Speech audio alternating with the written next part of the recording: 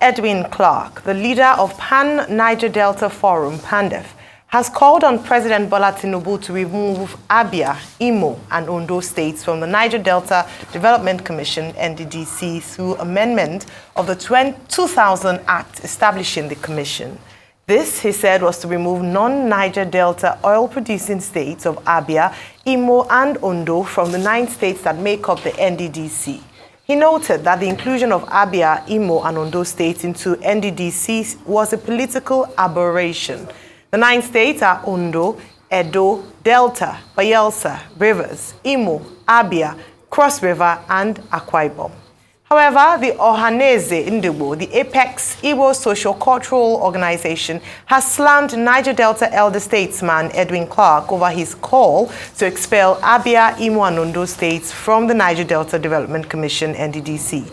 More so, the Pan-Niger-Delta Forum has recommended the establishment of a separate commission away from the Niger-Delta Development Commission for minority oil-producing states. It comes amid controversy over executive positions in the NDDC, with the likes of Imo, Abia, and Ondo laying strong claims. Details in this report. The leadership position in the Niger-Delta Development Commission, NDDC, has in recent years been an intense politicking. On Thursday, 12 October, indigenes of oil-producing communities of Imo State had approached the Federal High Court for an order restraining President Bola Tinubu from swearing in any person confirmed by the National Assembly as Managing Director and Executive Directors of the Niger-Delta Development Commission, NDDC. This episode underscores how heated the NDDC leadership tussle has been in recent times, with the non-Niger-Delta states of Imo, Abia, and Ondo caught in the mix. The NDDC, a 9-member commission, can easily be divided in 2 parts: the majority oil-producing states of Delta, Bayelsa, Rivers, and Akwa Ibom, and minority oil-producing states of Edo, Cross Rivers, as well as Imo, Abia, and Ondo. Leader of PANDEF, Edwin Clark, therefore says it will be unreasonable to expect minority oil-producing states head the NDDC and suggests instead that the likes of Imo, Abia, and Ondo be part of any other commission, along with other states where oil was recently discovered. The 3 minority states, Abia, Imo, and Ondo, have more staff in NDDC than the majority states. The figures are there. Go and check up. They have more development, sometimes on equal basis. Nobody discriminated against them. They have benefited more than the majority states. Edwin Clark calls for the publication of the report of the forensic audit of the NDDC. The more advertised forensic auditing has come and gone. Federal government spent a lot of money. Everybody praised Mr. President Buhari at the time. But they had got the result. The report has been submitted, not to Mr. President direct, but the was submitted to the former Federal Attorney General, who on his own as usual has directed his boys in the EFCC to probe some people. Then President Olusegun Obasanjo was instrumental in the inclusion of Imo, Abia, and Ondo to the NDDC as part of a ploy to garner greater votes to enable the then NDDC bill scale through in the National Assembly. Joining us now on the show is Chief Edwin Clark, leader of Pan-Niger-Delta Forum, PANDEF. Good morning and welcome to the morning show. Good morning. How are you? Morning, Chief. We're good. Well, Chief, you must have listened to the introduction and the response to your request by... I have. Yes. Very much satisfied. By Ohaneze. And you've been accused of just focusing on geography and nomenclature. This same NDDC used to be called UMPADEC, Oil Mineral Producing Areas Development Commission. Will it make a difference to you if we go back to UMPADEC, considering the fact that there is oil also in the old Anambra Basin There is also oil discovered in the old Gongola Basin. So if these basins are even brought in, the number will even be more than the 9 that you are saying should be reduced to 6 in NDDC. Thank you. First and foremost,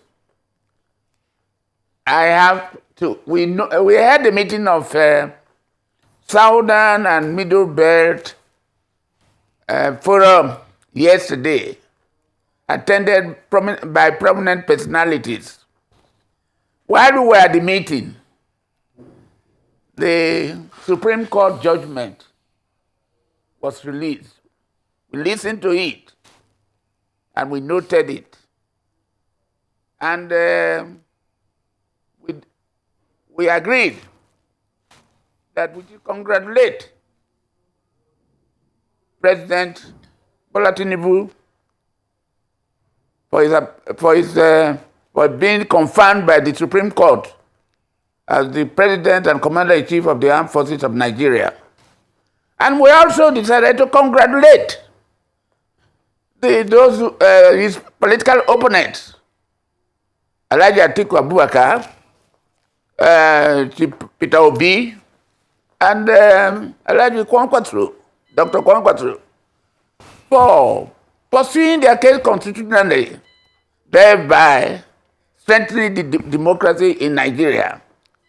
Now, in every election, someone has to win and others have to lose. But we are going to send a comprehensive memorandum to Mr. President. We will issue a statement. Mr. President, before he became governor, before he became president, has always been a promoter of restructuring of Nigeria. And he was one of those who believed sovereign conference at that time. We believe, in our memorandum, we are going to state this very clearly, because without the restructuring of Nigeria, whereby every Nigeria will be equal to aspire to any position that he merits, Nigeria cannot be together. And he wants to rule a united Nigeria. Having said this, let me go to the point you mentioned. I read the opposition's from one quack Ohaneze. That's not the real Ohaneze. The Ohaneze with whom we met yesterday in Abuja here was led by prominent chief Emmanuel Nwayanwu. Ezefe was there. Chief Okeke was there. Ezefe was former governor of Anambra State. And many other Igbo leaders were there. So the Ohaneze they are talking about is not the Ohaneze, it's a fake one. And for Ondo, I don't want to mention something separate about that. Perhaps at this juncture, it may be necessary to explain how these people, these states became part of Niger-Delta. In 1999, when Obasanjo, by June, proposed the idea of NDDC, we look at it. He came to the Niger-Delta. We met in Port Harcourt and Warri, and we discussed these issues. Then they produced this particular bill, draft bill. He later invited us to Abuja, to Aso Rock. Dakwabriye was our leader. I was his deputy. Senator Bruman was there, and many other leaders from the Niger-Delta. He invited us for a dinner. After the dinner, we discussed. Then he told us that he has submitted the bill to the National Assembly. But from what he has heard, the Northerners were opposed to it because they too want Yolo Dam, Kaindi Dam Commission. And he was therefore suggesting that there are some other states in the south that produce oil, maybe very little. And he mentioned Ondo, mentioned Abia, and mentioned Imo, that we should allow them, for political reasons, for us to have the bill through, be part of Niger-Delta, even though geographically they are not. So we agreed. Then I asked the question, because Obasanjo used to be my colleague in the cabinet, so he called me Ike. He said, Ike. They asked him, Mr. President, if oil is found in Sokoto today, in Northwest, will Sokoto become part of the Niger Delta? He said, okay, you have started again. Let's move on. So we agreed. Then we moved to National Assembly. We had meetings with members from the Southeast and Southwest. And at the end, the bill was passed. The bill was passed. But Mr. President Obasanjo refused to sign the bill because of certain reasons. And we have to lobby again all together. And after 30 days, the National Assembly signed the bill into law. And because Mr. President refused to sign it, Senator Kadibo, who was the president of the Senate then, has to sign it. That is how these states became part of Niger-Delta. But the law was very clear. The law establishing NDDC, which Kadibo signed into law in 2000, stated that the chairmanship of the board of NDDC will rotate in alphabetical orders among the 9 states, starting with Abia. And that's how Ogechukwu, who was the assistant to Obasanjo at the time, became the first chairman from Abia. When he left, it became the turn of Akwa Ibom, and one ambassador, Edwin, was appointed. Then it came to the turn of Bayelsa, and the Air Commodore Larry Konya took over. Then it came to the turn of Cross River. Then Senator Basi Henshaw took over, who was later replaced by Senator Victor Nemegba. Then when he finished, we had problem. Then a new board, a new government has come up, and the new board was proposed by the politicians.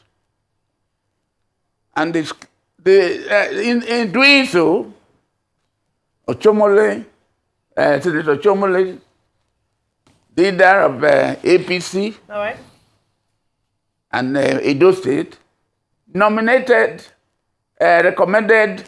his former deputy, Otubu, to be the chairman, thereby jumping Delta State by law of the NDDC to have produced the chairman. And then Senator Magege gave the MD to Delta. This is how the whole thing went on. all right. Silva was then nominated, one Maxwell Oko, Okay. as an executive director. Amechi nominated somebody as an executive director. Chief That's Clark. how the politicians interfered with the function of NDDC. Chief Clark, let me cut a come in long story here short. because Yes. my question is in line Yes, with please. the chairmanship, because you had, part of what you had said in your presentation during the press conference was the fact that even in an organization, a body or individual or institution with less than 5% stake in the company cannot be asked to serve as chairman or MD. So it seems that is a key part of your agitation. Rather than asking for the exclusion of these 3 states, as you have spoken earlier on, would it not be better to review? Why am I asking for the exclusion? Yes, I just wanted to, let me just finish my question. Because it would, then you can respond to everything in totality. Thank you. So, rather than asking for the exclusion, would it not be more profitable to review perhaps the appointments of chairman or MD or executive management in accordance with perhaps production, rather than asking for a total exclusion from the NDCC of these states? Listen, my daughter, the situation is almost getting out of control. As you were told just now, the Imo state has gone to court that the president, the board, confirmed by the Senate, in accordance with the law establishing NDDC, should not be sworn in, should not take office. They should be replaced. Take note, it is very provocative in the sense that the major oil producing states have 4: Delta, Akwa Ibom, Bayelsa, and Rivers. Between them, they produce over 90% of the crude oil being produced. Between the others, they produce about 8%. Imo, which they are taking NDDC to court and the federal government to court, produce 1.01%. Abia produce 0.9%. Edo produced 4%, and Ondo about 3%. Put them together. And these are the people now wanting to take over the management of NDDC at the expense of the majority ethnic states. So they, instead, the NDDC infrastructural development has been on equal basis. Instead of, according to the oil being determined by the amount of oil you produce, the staff in the NDDC from these minority oil producing communities are more than the staff from those 4 major oil producing communities. What do they therefore want? So a man who produces 0.09 should become the managing director of NDDC. Compare it with a limited liability company. That's why a nominal shareholder wants to be the managing director or chairman of a company. It's unheard of. It's unfair, unequitable, and provocative. Okay, Parike Clark. So that's why I said, now that oil has been found in other parts of Nigeria, like Gombe, Bauchi, Lagos, Anambra. Anambra today produces more oil than Abia. They produce 0.09%. These are figures from the federal government in August this year. So the one is not guessing. Now coming to the point raised by Ruben. Yes, Umpadek. That's why Umpadek did not mention Niger-Delta. So if Umpadek was established to accommodate all oil producing states in Nigeria, it's different from NDDC. The name should not have been NDDC.